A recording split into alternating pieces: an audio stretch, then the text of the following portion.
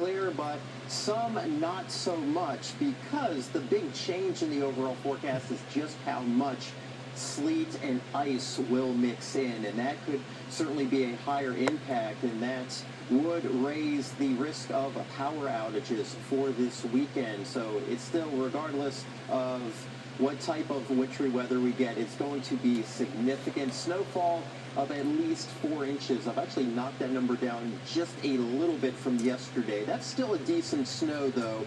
And the reason why this number is slightly lower is because the ice and sleet is a little bit higher when you mix in freezing rain and the sleet. That's not going to accumulate like the snow does. Temperatures will be well below freezing, but there's a chance some parts of the states further to the east could even get in on some rain Saturday night into early Sunday, as this system, again, is trending a little bit further to the north. So let's get a look at future max as we start things. We're starting tomorrow evening here. Keep an eye on the timestamp. You can see we start things off generally around about 5, 6 a.m. That's when the snow will start to move in. It's initially going to be very light, but it could pick up in intensity during the morning. It's mainly snow as we go through much of the day. We'll have more snow showers towards the end of the day. This is when we are expecting those snow accumulations. But once we get into Saturday evening,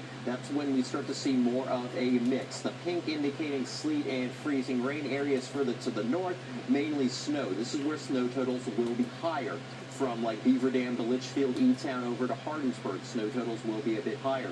But for areas closer to the Tennessee-Kentucky line, including Bowling Green over to Glasgow, Edmonton, we may be dealing with more of that ice into part of the night and then early Sunday morning. This may be overdone with the rain showers, but that's an indication of some of that warmer air trying to move into the area, and we'll continue with some of that sleet and freezing rain during Sunday morning before we see another transition over to snow, and then eventually the precipitation will come to an end. So here's what one of our snowfall models is showing here. You can see widespread 2 up to 5 inches of snow as we go through the day on Saturday. But of course, once we mix in some of that sleet, yeah, that's when those totals won't be going as high. And I know we kind of skipped the data here, but areas to the north could end up with closer to 8, 9, 10 inches of snowfall before the end of the weekend, and ice accumulation a few tenths of an inch. And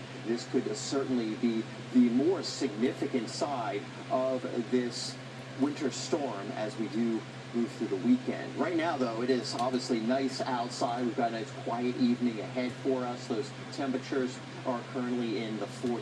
But as we get a look at that forecast, after the weekend, we are dealing with some bone-chilling cold. First alert weather day into Monday. Because of the cold, we've got highs around 20. The snow is up on Monday, though. But whatever comes down, whatever snow and ice is on the ground, is going to stick around for a few days, maybe a little melt on Tuesday as we get closer to freezing. It's a colorless. The CDC says it's also important to use a battery-powered or battery backup carbon monoxide detector in your home. The agency says they should be installed in every sleeping area. Detectors with digital readouts are helpful, as they can tell you the concentration of the odorless gas in your home, along with sounding an alarm if the levels get too high. And make sure your detector is replaced following manufacturer's instructions. Every year in the U.S., unintentional carbon monoxide poisoning